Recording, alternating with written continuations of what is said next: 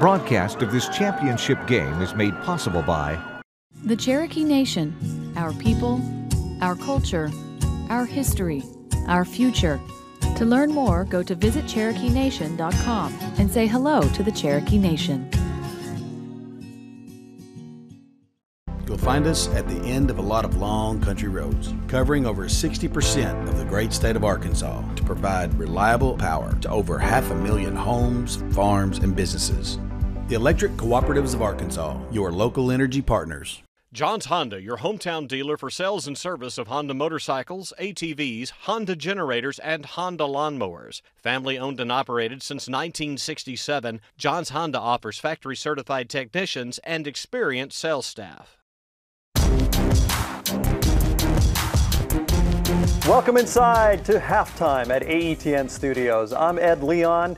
We hope you're enjoying our broadcast of the state football finals from War Memorial Stadium. We've got a packed halftime show for you here today, including a story about a competitive high school sport that is evolving and a story about one that is adapting. Across America, many rural communities are closing down their high school football programs due to a shrinking student population. But in the Arkansas Delta town of Brinkley, they're keeping the football tradition alive by converting to 8-man football. Here is their story.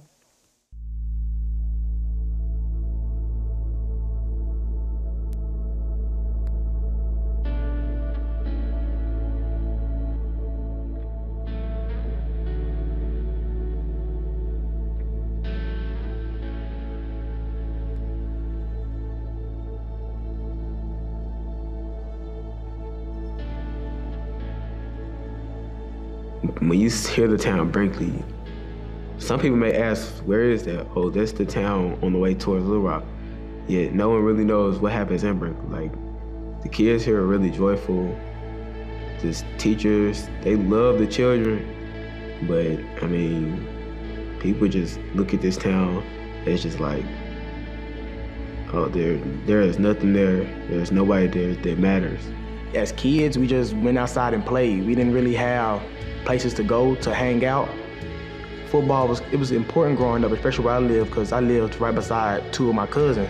Like, we was all in a row, just on a dirt road, and we went outside and we just played football all day. We picked up teams and we just played ball till we couldn't play no more. I was teaching at the school that I actually played. I was now coaching on the field that I actually played on. When you've had football, you don't want to see football leave. And when that happened a couple years ago, it was a scare. It was a scare that, I mean, literally hit home. Looking at the towns who've lost their schools, I mean, there's nothing around anymore, you know, and you sit there and you know that's a possibility where you're at. You know, it makes it tough. Just seeing that, because the schools that are consolidating, they're drying up and there's not much left there.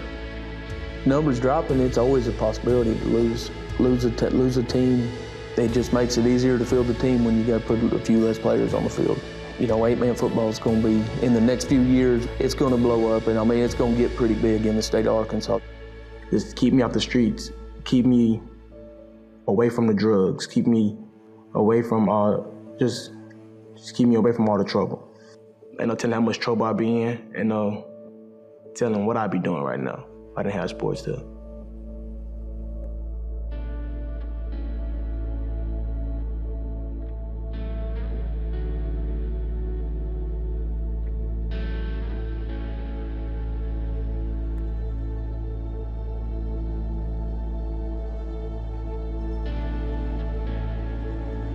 I've been playing with the same people on that field out there since second grade. I mean, so our chemistry is pretty high. Sometimes we may have our ups and downs. Sometimes we may not play like a team player, but I love those guys. I love football, and the fact that we're getting to keep it is amazing. Cause like, if we didn't have football, I don't know where we would be at. Coach Becker made a good decision when he chose for us to go to 8-man. They want to win so bad to prove the doubters wrong, because a lot of people thought we were going to lose this program. And then once they seen we weren't going to lose it, you still have your naysayers that say, well, 8-man football is not real football. And to prove those people wrong would do something, I think, so great for the athletes. But hey, I can do this. I've overcome this obstacle. You know, I brought a championship back to Brinkley. Keep them lights coming on Friday nights down there, because I mean, you know, that's one of the main things I went to 8-man football, where we went to 8-man football for, was, you know, because you get a certain feeling once them lights come on Friday nights that, you know, you don't really ever get that feeling anywhere else. You know, and that's what I want all these kids to have that feeling.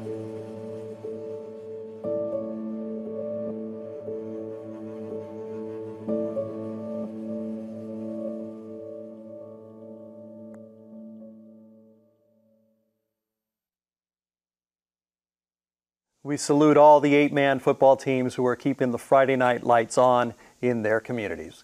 Hey, I want to take this opportunity to tell you about a new membership program that we have here. It's called the AETN Sports Booster Club. And your contribution helps support our broadcasts of the state finals, not only in football, but also basketball, baseball, and softball, as well as all the sports stories that you're going to see during the games like the one you just saw on 8-man football. We have 2 levels of support. The first one is the rookie membership for $35. It includes your free gift. We have all these gifts you can choose from here, including the socks, there's mugs, all kinds of things, and the AETN magazine that keeps you looped in on everything happening on Arkansas Public Television. We also have the All-Star membership, and that's $60, includes the free gift from the rookie membership, the magazine, and a year of Passport, which is a membership benefit that allows you to stream all your favorite AETN and PBS programs on demand anytime on any device. So join, please, and help support these broadcasts. It's the AETN Sports Booster Club.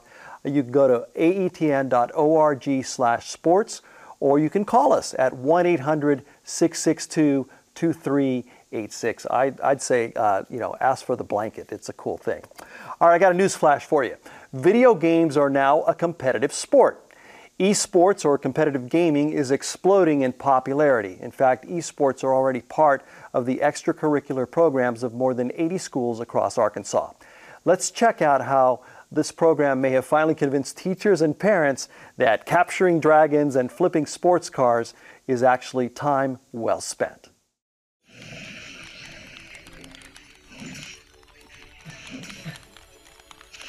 In general, esports isn't necessarily playing video games. Video games is recreation. What we're bringing in is a formal, really concept and structured, safe, positive environment for students to grow, come together, form new friendships.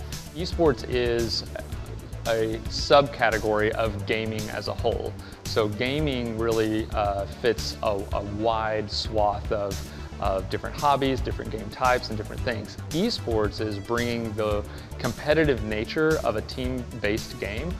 Esports really took off in Arkansas in 2019, in the spring of 2019, with Play Versus. They partnered with the AAA. Through communications with them, we collaborated and made esports possible to be an official sport in the state of Arkansas. Yeah, esports is a new space, especially in education. There's a lot of aspects of it that you can pull from a number of different things, some traditional sports and some maybe not traditional sports related. For example, we love the inclusiveness of esports and having a co-ed team with females and males playing together. It definitely provides a lot of financial opportunities for college for students, and it builds a culture at the school that students that aren't involved in other things and maybe don't have a place to be, now they have an opportunity to be a part of something. So being a part of esports, my parents are just glad that it has a lot of scholarship opportunities, and it does give me a leeway into certain colleges. Unlike other people, it's just another activity at school, just like football or soccer or any other club. I have raised my GPA a lot this year to be able to get those extra scholarship opportunities that this program has to offer. The majority of the stories that we hear is that students are bringing up their attendance and their GPA to be a part of the program, knowing that that's a requirement at the school level. It's not just about the specific gameplay that is a factor, but the main thing is about the connections I can make with the people that also play the games. If the school didn't have esports anymore, I feel like that would be a low blow. It definitely provides a lot of financial opportunities for college for students, and it builds a culture at the school that students that aren't involved in other things and maybe don't have a place to be, now they have an opportunity to be a part of something. The thing I love about playing these games is it just brings me to meet new people, communicate with people that I wouldn't ever imagine communicating with. And it's made me a lot happier going to school, knowing that I have something to do after school that I really enjoy. So some of the best stories come directly from parents or coaches that reach back out to us to let us know the impact that esports has had on some of their students. And when we hear about a student that maybe didn't have a whole lot going for them or was very introverted and shy, but they get into that competitive environment and become a team captain and start describing to the team what they need to do and get really involved, you're getting those excellent skills that you'll need all through life. And those types of stories are what really help push a day-to-day work ethic for me. Victory!